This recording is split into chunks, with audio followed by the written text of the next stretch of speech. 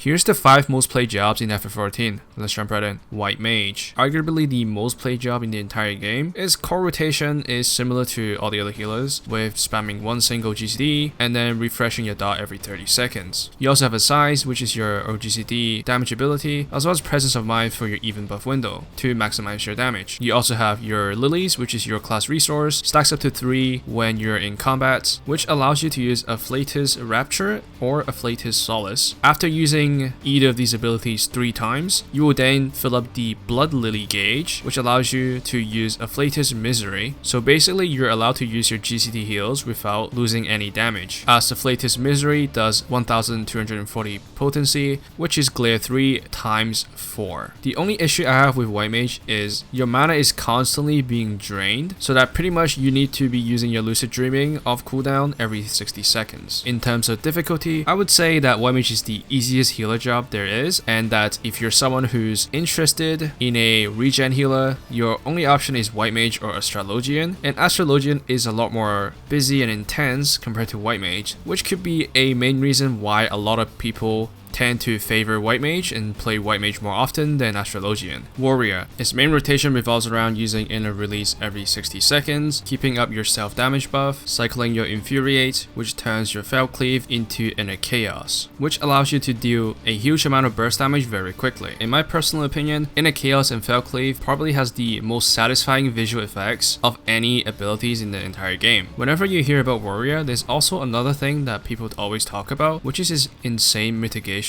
such as Bloodwetting, Equilibrium, and Throw of Battle, with Bloodwetting healing you for every successful attack landed on an enemy for 400 potency each time. Meaning that if you are in a dungeon and you're in a pack of mobs, you pretty much will be unkillable during this time frame. This makes Warrior the superior choice whenever you are running a dungeon, and in some content where you're looking to solo the boss, the go-to job is often Warrior, as this is the only job capable of doing this with his insane self-heal. In terms of difficulty, I would say Warrior is the easiest tank to play, and his damage output is just below Gunbreaker, higher than Dark Knight and Paladin, which is interesting to see. Having insane self-heal, simple rotation, and a badass looking ability like Fell Cleave and Inner Chaos, it's not surprised that a lot of people will favor Warrior over all the other tanks. Sage. His unique feature is the Eucrasia spell, which turns 3 of your GCDs into a different version. Your single target and AoE heals will now become a shield, and your regular damage spell will become a damage over time instead. Just like every other healer in the game, you have your single GCD spell that you're spamming non-stop, as well as damage over time that you need to reapply every 30 seconds. The great thing about Sage that separates itself from other healers is that Sage is extremely mobile, as you're able to use majority of your GCDs on the go, such as Phlegma and Toxicon, so that you can keep hitting the boss without losing any uptime. There's also your Eucrasian Prognosis, which allows you to erect barriers as an instant cast. Icarus allows you to dash to an enemy or to a party member's location, so if you ever need to get out of a sticky situation, this can come up clutch.